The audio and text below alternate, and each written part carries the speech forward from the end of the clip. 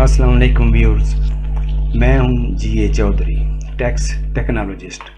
आज हम देखेंगे इनकम टैक्स की रिटर्न 2022 की जो है वो कैसे फाइल करेंगे। तो चलिए इसके लिए चलते हैं कंप्यूटर की स्क्रीन पे और हम सबसे पहले चलते हैं आयरस के वेब पोर्टल पे। तो ये आयरस के वेब पोर्टल पे मैं कैसे आया, तो सबसे पहले मैं गूगल क्रोम पे गया। ये देखें मैं पीछे चलता हूँ, यहाँ से गूगल क्रोम पे आने के बाद जहाँ मैंने लिखा FBR, ये देखें जब जैसे ही FBR लिखा तो FBR आयरस भी नीचे जो है ना वो आ गया। तो यहाँ पे क्लिक करने से ये देखें FBR आयरस आ गया। इसका मैंने शॉर्टकट वो बनाया हुआ है। शॉर्टकट बनाने के बाद मैं डायरेक्ट इस पर क्लिक किया तो मैं आ गया इसके पोर्टल पे। तो अब यहाँ हम देखते हैं जहाँ रजिस्ट्रेशन नंबर लिखा हुआ है उस जगह हम लिखेंगे, ये सब का ID कार्ड नंबर है, CNSE जो होता है वो होता है। तो अब हम लिखते हैं नंबर।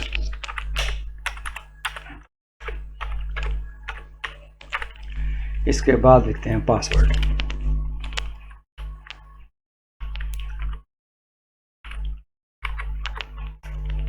पासवर्ड लिखने के बाद इसको करते हैं लॉगिन। तो ये अब हम आयरस के पोर्टल पे हम लॉगिन हो गए। यहाँ हम अपनी रिटर्न जो है वो सबमिट करेंगे। तो यहाँ हम आज सैलरी की रिटर्न जो है ना वो जो फाइल करेंगे कि सैलरी की रिटर्न जो है वो कैसे जो है फाइल करनी है। तो सबसे पहले ये देखें ऊपर आपको हॉरिजेंटली बहुत सारे टैब्स नज़र आ रहे हैं। ये पहला डिक्लेरेशन का रजिस्ट्रेशन का टैब है, दूसरा डिक्लेरेशन का टैब है, तीसरा एसेट्स का टैब है, चौथा ऐसे रेक्टिफिकेशन अपील्स सो ऑन, बहुत सारे रिफंड वगैरह बहुत सारे टैब जो हैं ये। लेकिन हमें चाहिए डिक्लेरेशन का टैब। तो हम जाएंगे डिक्लेरेशन के टैब में, जहाँ जाके दूसरे नंबर से हम वो करेंगे सैलरी जो है इसको क्लिक करेंगे। तो सैलरी पर क्लिक करने के बाद हमारे पास ये पेज ओपन हो गया। इस जगह हम लिखेंगे टैक्स ईयर हमारा 2022 है। इसको हमने वो सेलेक्ट किया। यहाँ से सेलेक्ट करने के बाद ये हमारी सैलरी की रिटर्न जो है ये ओपन हो गई। तो अब सबसे पहले हम पहला जो है कॉलम उसमें हम लिखेंगे कि सैलरी जो है एक पर्सन, हर बंदा चाहे वो गवर्नमेंट का मुलाजिम है चाहे वो प्राइवेट मुलाजिम है, तो उसे मंथली जो सैलरी मिलती है तो वो हम सालाना टोटल उसकी सैलरी जो है वो कैलकुलेट कर लेंगे। कैलकुलेट करने के बाद हम जो है यहाँ वो रकम लिख देंगे। सपोज एक बंदे की सैलरी जो है वो बनी है सालाना, वो बनी है 15 लाख रुपया। तो हम यहाँ लिखते हैं 15 लाख।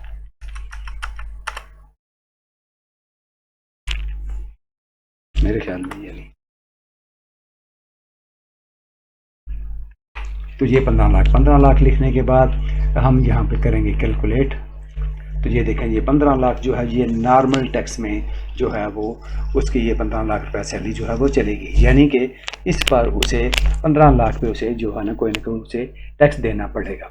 अब कुछ बंदों का जो है ना वो मेडिकल सर्टिफिकेट, वैसे तो इसके सारे परक्यूट जो हैं वो टैक्सेबल हैं, लेकिन एक ऐसा परक्यूट है यानी कि मेडिकल अलाउंस जो है ना वो एग्जाम्प्ट है। तो हम सपोज़ यहाँ किसी बंदे ने कोई 24,000 50,000 जो भी फिगर है जहाँ अगर हम यहाँ लिखेंगे तो वो लिख के हम अगर वो कैलकुलेट करते हैं तो ये देखें कि वो मेडिकल जो है ना वो निकल जाएगा। ये 15 लाख से ये अब रहेगी 12,60,000। अगर हमने ये 2,40,000 उसका वो मेडिकल निकाले, कोई जो भी रकम है अगर वो हम वो निकाल देंगे तो उसकी जो है ना वो बैलेंस पे जो है ना फिर वो टैक्स लगेगा। तो इसको हम करते हैं 0 दोबारा और दोबारा कैलकुलेट करते हैं। तो ये देखें ये हमारा आ गया। अब हम चलते हैं कंप्यूटेशन में जाके हम वो देखेंगे कि इसका टैक्स जो है वो कितना कैलकुलेट हुआ है। ये यहाँ हम आ गए कंप्यूटेशन में। ये देखें तो उसका ये 15 लाख पे टैक्स बना है जी 60,000 रुपया, जो कि उसने ये देना है। तो ये देखें ये के सामने रहा है। ये देखें एडमिटेड टैक्स के सामने आ रहा है, यानी एडमिटेड टैक्स से मुराद है कि ये टैक्स उसको देना है। वो जब तक ये टैक्स देगा नहीं रिटर्न फाइल नहीं कर सकेगा, उसकी रिटर्न उस वक्त तक सबमिट नहीं होगी। लिहाजा हम चलते हैं अब टैक्स एडजस्टेबल टैक्स में, क्योंकि हर सैलरी पर्सन जो है उसकी कोई ना कोई डिडक्शन हुई होती है इनकम टैक्स की। सैलरी जो कि गवर्नमेंट मुलाजिम होते हैं उनकी जब वो पे स्लिप मिलती है तो उसमें ऑलरेडी वो डायरेक्ट हर महीने टैक्स जो है ना वो कट जाता है। इसी तरह जो प्राइवेट पर्सनस हैं उनकी भी सैलरी जो है उसके ऊपर जो टैक्स जो है वो कट जाता है और वो सर्टिफिकेट एक देते हैं, उनका जो एम्प्लॉयर है वो सर्टिफिकेट देता है कि आपका सालाना जो इतना टैक्स जो है ना वो कट गया है, लिहाजा आप जाके इसको एडजस्ट कर सकते हैं। लिहाजा यहाँ हम देखते हैं कि सपोज उस बंदे का टैक्स जो कटा है वो है 60,000 रुपया। 60,000 लिख के हम इसको कैलकुलेट करते हैं। तो अब कैलकुलेट करने के बाद दोबारा हम कंप्यूटेशन में जाते हैं तो देखते हैं क्या बना। अब ये देखें, जैसे ही हमने वो उसका 60,000 रुपया लिखा तो यहाँ पे वो अब इनकम आ गई कि ये उसका विद हेल्ड हो गया और दूसरे खाने जो है ना वो ख़त्म हो गया। जहाँ ये एडमिटेड टैक्स आ रहा था इस कॉलम में तो वो ख़त्म हो गया, यानी कि उसका टैक्स जो है ना वो पे हो गया है। लिहाजा तो बेसिक ये चीज़ थी। अब हम चलते हैं, उसके बाद हम जाना है कि वेल्थ स्टेटमेंट हमने वो तैयार करनी है। वेल्थ स्टेटमेंट में इसके अलावा ये एडजस्टेबल जो टैक्स है, हम दोबारा एडजस्टेबल टैक्स में जाते हैं तो थोड़ी बहुत इसकी कई और चीज़ें जो सैलरी पर्सन होते हैं उनके सपोज हर बंदे के पास टेलीफोन है, टेलीफोन नहीं है तो सेल फोन तो लाजमी है, तो वो 236 में उसका टैक्स जो है ना वो कट जाता है। यहाँ ये देखें टेलीफोन बिल आ रहा है, ये देखें यहाँ इसके बाद ये आ रहा है का सेल फोन। ये सेल फोन नंबर अगर किसी बंदे का है तो हम लिखना है तो हम यहाँ लिख देंगे। तो यहाँ हम क्या लिख देंगे जी कि उसका जो है ना सेल फोन नंबर जो है सपोज वो कहते हैं कि हम उसका नंबर जो है वो 0300272765 सो ऑन जो भी है, और यहाँ हम लिख देते हैं कि उसका नंबर जो है वो क्या है, जैज़ का लिख देते हैं या यू फ़ोन का लिखते हैं, जो भी है हम वो लिखते हैं। इसको हम ओके करते हैं, ये देखेंगे तो ये ओके हो गया। अब यहाँ हम अमाउंट लिखेंगे कि सालाना उसने कितने जो है वो कार्ड या उसका बिल जो है वो पे किया जिस पे टैक्स जो है वो कट गया। सपोज हम कहते हैं कि सालाना उसने 5,000 रुपये पे उसका 500 रुपया जो है ना वो टैक्स कट गया, इनकम टैक्स। तो लिहाजा हम 500 यहाँ लिख देंगे। 500 लिखने के बाद अब हम करते हैं जी कैलकुलेट। तो ये जब हम जैसे इसको कैलकुलेट करेंगे तो ये देखिए कैलकुलेट करने के बाद अब हम दोबारा जब जाते हैं कंप्यूटेशन में और देखते हैं कि अब क्या बना।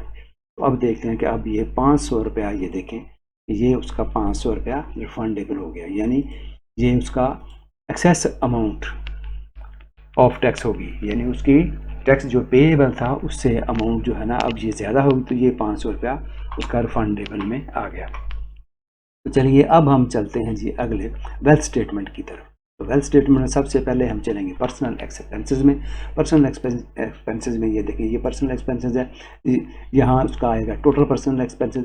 यहाँ आएंगे जी उसका रेंट कितना है, अगर कोई टैक्सेस है वो है, व्हीकल की उसकी मेंटेनेंस उसने की है, इलेक्ट्रिसिटी है, ये देखें पानी का बिल है, गैस का बिल है, टेलीफोन का बिल है, जो भी है सो मेडिकल बिल, एजुकेशन है, बच्चों की कोई एजुकेशन है कि तो उस पर जो भी है। तो लिहाजा आप इनमें जो है अकेले हेड में लिखें, तो मैं एक बार ना इसको समझाने के लिए ये टोटल में मैं एक ही हेड में मैं ये डाल देता हूँ। मैं लिखता हूँ जी 6 लाख, ये 6 लाख मैंने लिख दिया। तो ये देखें इसको जब कैलकुलेट करेंगे तो ये देखें 6 लाख कैलकुलेट होके ऊपर आ गया, यानी उसके 6 लाख। आप चाहे ऐसे लिख दें, चाहे अगर आपके पास बिल सारे मौजूद हैं या उनके सर्टिफिकेट्स मौजूद हैं तो फिर आप जो है ना उनको बाई पार्ट उनको आप डिवीज़न के हिसाब से जैसे जैसे लिखा हो उसी तरीके से आप वो लिख सकते हैं। ये लिखने के बाद अब हम चलते हैं जी पर्सनल एसेट्स, यानी उसकी वेल्थ स्टेटमेंट जो है ना वो जो है वो क्या है। तो अब ये जो देखिए ऑलरेडी वेल्थ स्टेटमेंट है, पहले हम इसको करते हैं जी डिलीट करते हैं। उसके बाद फिर मैं आपको समझाता हूँ कि इसमें कैसे कैलकुलेशन करनी है। पहले इसको ज़रा एक दफ़ा ज़ीरो कर लें,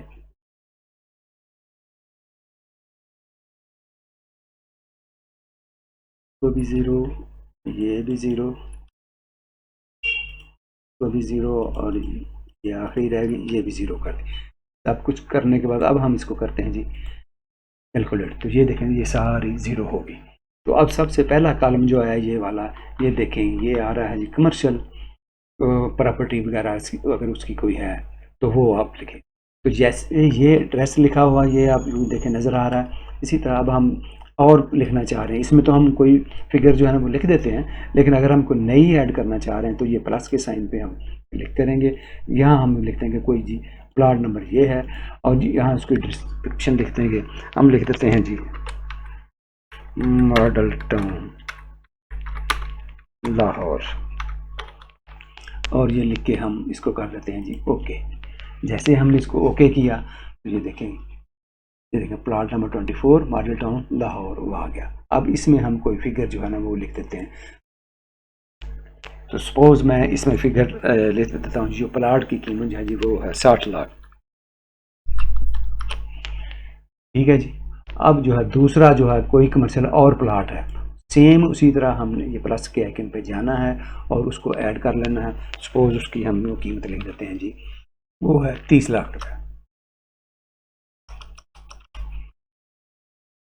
ठीक है, ये दोनों का हो गया। तो अब हम इनको कर लेते हैं जी कैलकुलेट करेंगे जी, टोटल होगा जी 90 लाख रुपया।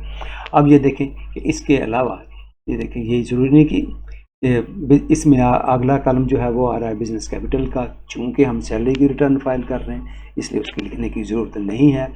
लिहाजा इसके अलावा जो है ये देखें यहाँ कोई बैंक अकाउंट है, तो आपका कोई बैंक अकाउंट है तो उसमें कुछ पैसे हैं कोई, तो वो आप लिख दें कि मेरे पास इतने पैसे हैं, बैलेंस जो है वो बचे हुए वो ये है।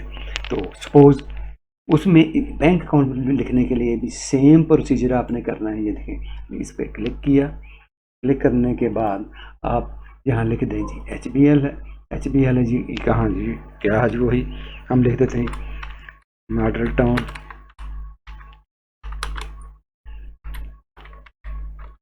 ब्रांच लाहौर जी। ठीक हो गया, और इसको कर देते हैं जी ओके जी। जैसे हमने ये देखें जी ओके कर दिया है तो इधर गया जी मॉडल टाउन ब्रांच, ये देखें ये वाला यहाँ मेरा कर्सर है घूम रहा है, ये वाला इस जगह पे आ गया। अब इसमें हम सपोज रकम उसकी वो लिख देते हैं जी, और हमारे पास चूँकि ये एक बंदे की ऑलरेडी वो रिटर्न जो है वो पड़ी हुई थी तो उसमें हम फिल कर रहे हैं, लिहाजा हम उसमें अमाउंट डाल देते हैं जी उसके पास, बंदे के पास बैंक में है जी।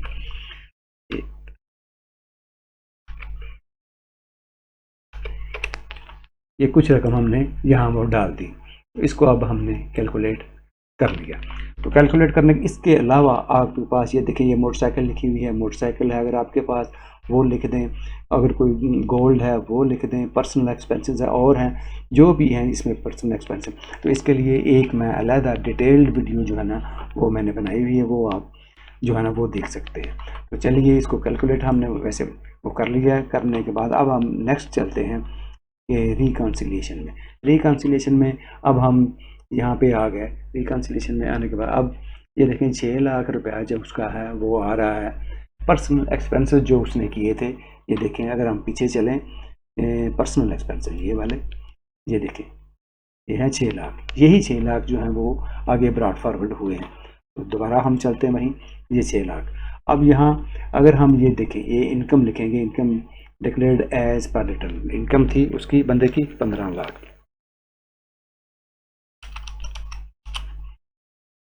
ये आ गई इनकम। जैसे ही इनकम आ गई तो इसको हम कैलकुलेट करेंगे तो ये देखें ये आ गया 0, ये 0 आना चाहिए। ये देखें यहाँ पे अनरिकनसाइल्ड अमाउंट जो है ना वो 0 होनी चाहिए। तो ये देखें ये रिटर्न होगी आपकी कंप्लीट होने के बाद अब हम इसको करेंगे वेरिफिकेशन के टैब में जाए, यहाँ हम डालेंगे पिन कोड, 4 अंकों का कोई पिन कोड होगा सबके पास होता है, और उसको वेरीफाई पिन कर देंगे। वेरीफाई पिन करने के बाद ये कॉलम आ जाए सबमिट वाला, सबमिट पे हम क्लिक करेंगे तो आपकी रिटर्न जो है वो सबमिट हो जाएगी।